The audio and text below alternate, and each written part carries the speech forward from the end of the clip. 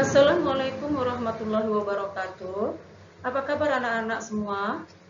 Semoga selalu sehat dan tetap semangat ya. Dan semoga pandemi segera berakhir.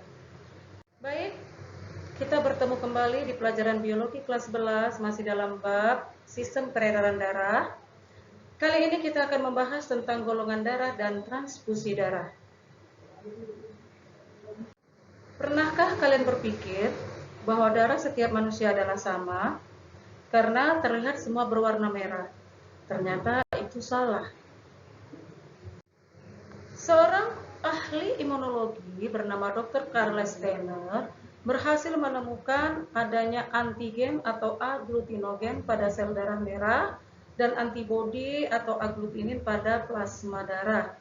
Berdasarkan ada tidaknya antigen ini, Carl Steiner membagi darah menjadi 4 golongan yang dikenal dengan sistem ABO, yaitu golongan A, golongan B, golongan AB, dan golongan O. Nah, kapankah seseorang disebut bergolongan darah A, B, AB, dan O? Perhatikan ya. Pertama, golongan darah A.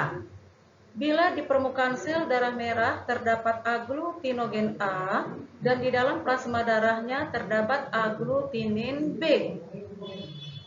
Kedua, golongan darah B. Bila di permukaan eritrosit terdapat agglutinogen B dan di dalam plasma darahnya terdapat agglutinin A. Ketiga, golongan darah AB. Bila di permukaan eritrosit terdapat agglutinogen A dan B dan di plasma darah tidak terdapat agglutinin. Dan yang keempat, golongan darah O atau 0. Bila di permukaan eritrosit tidak terdapat agglutinogen, sedangkan di plasma darahnya terdapat agglutinin A dan B. Nah, perlu diperhatikan, agglutinogen itu adalah zat protein darah yang dapat digumpalkan oleh agglutinin. Jadi darah dapat menggumpal karena adanya agglutinogen dan agglutinin. Ada dua macam agglutinogen, yaitu agglutinogen A dan agglutinogen B. Dan ada dua macam agglutinin, yaitu agglutinin A dan agglutinin B. Nah, agglutinin tadi disebutkan kan zat yang dapat menggumpalkan agglutinogen. Jadi, agglutinin A itu dapat menggumpalkan agglutinogen A, sedangkan agglutinin B dapat menggumpalkan agglutinogen B, sehingga mereka yang sesama tidak bisa bertemu.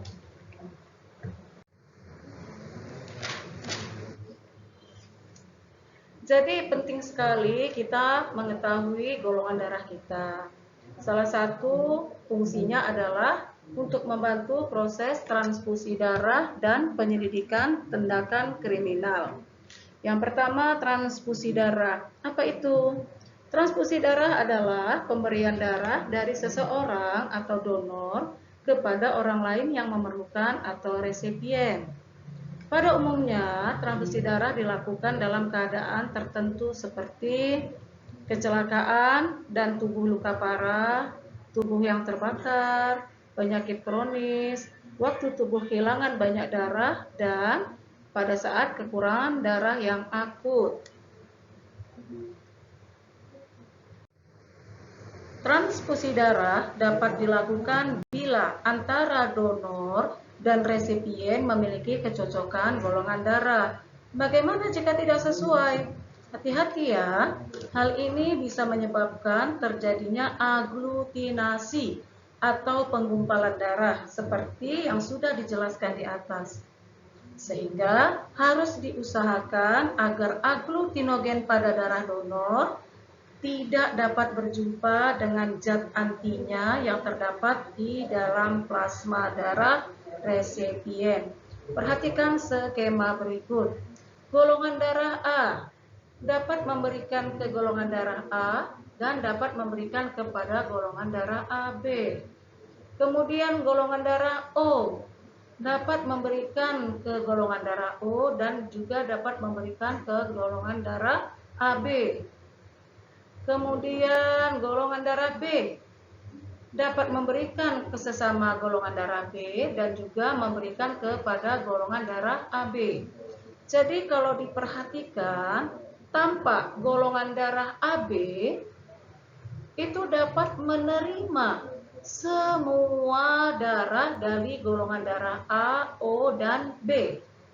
Sehingga golongan darah AB ini disebut juga dengan resipien universal.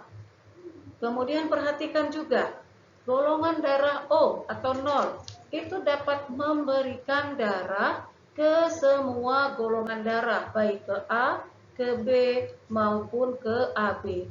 Sehingga golongan darah O itu disebut juga dengan donor universal. Namun, yang paling baik tetaplah transfusi darah dengan menggunakan jenis golongan darah yang sama. Demikian bahasan kita kali ini. Semoga bisa diterima dan bermanfaat bagi kita semua.